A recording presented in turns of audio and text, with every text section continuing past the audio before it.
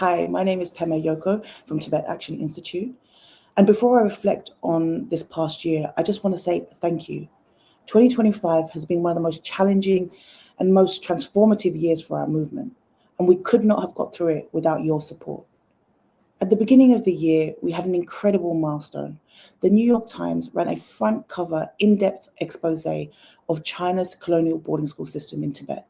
This was something that we had been working towards from the very beginning, ever since we took a leap of faith in 2018 to research and publish our first report on this devastating issue.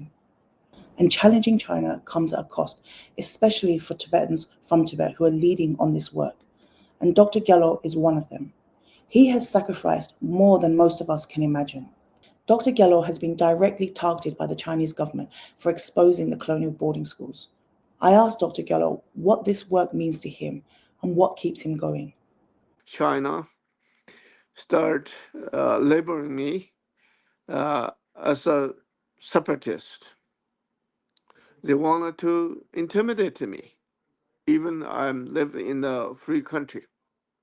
Labeling me as a separatist won't stop what I'm doing. I will keep fighting because I made a commitment to those people who are inside Tibet. No matter what they do, for example, they intimidated my family, my brothers, four brothers and sisters.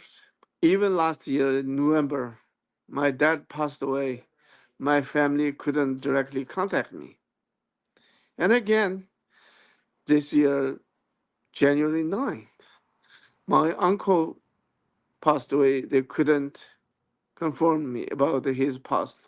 So under that kind of a situation, the hard situation, even my wife is a mother, completely cut it off from her. We are under such pressure, and it's a very painful experience.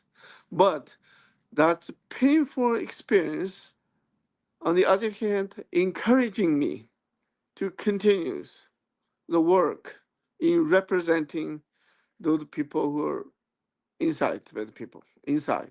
I'm not gonna step back. I'm not gonna stop what I'm doing.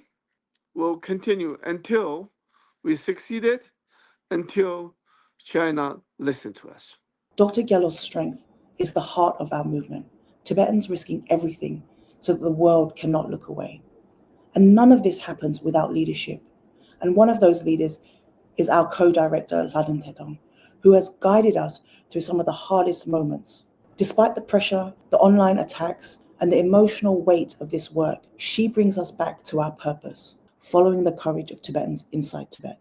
I asked her what keeps Tibet Action moving forward. Yeah, there's no doubt that it's been a very difficult, challenging year. I think for so many people in the world.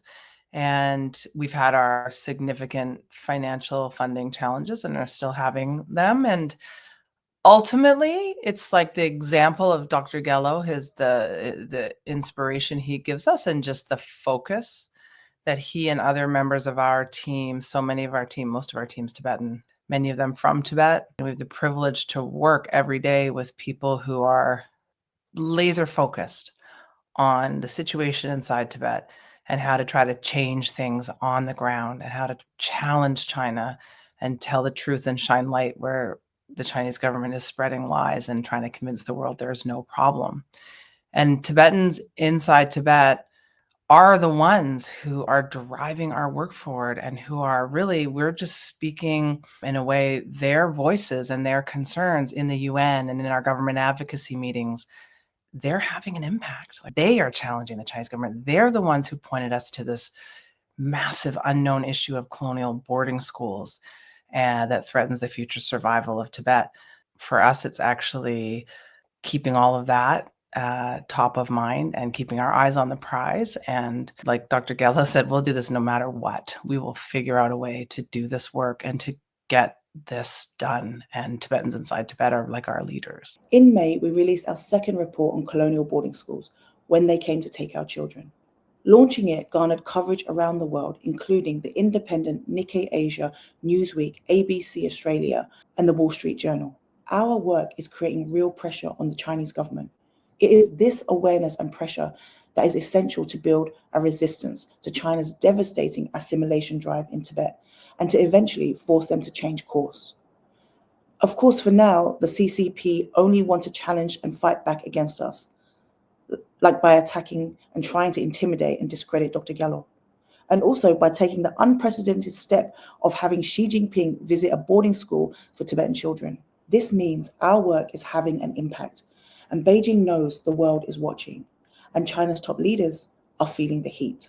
As His Holiness turned 90 this year, we also saw coordinated online attacks aimed at undermining Tibetan organizations. Our digital security team has spent years preparing for moments like this, and they were ready, using the networks and infrastructure we've built to protect Tibetans and our key institutions everywhere. In October, we continued our work at the UN General Assembly in New York, partnering with Tibetan leaders from Students for a Free Tibet to ensure member states heard the voices of Tibetan children and families and understood the deep concerns about China's plan to one day promote a fake Dalai Lama. This year has taught us the power of truth and the very real cost of telling it. So thank you.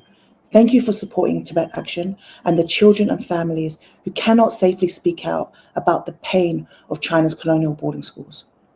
Your support helps their stories reach the world. And as we prepare for the year ahead, please consider making a donation today. Your donation can strengthen our work and help protect Tibetan identity and freedom for all.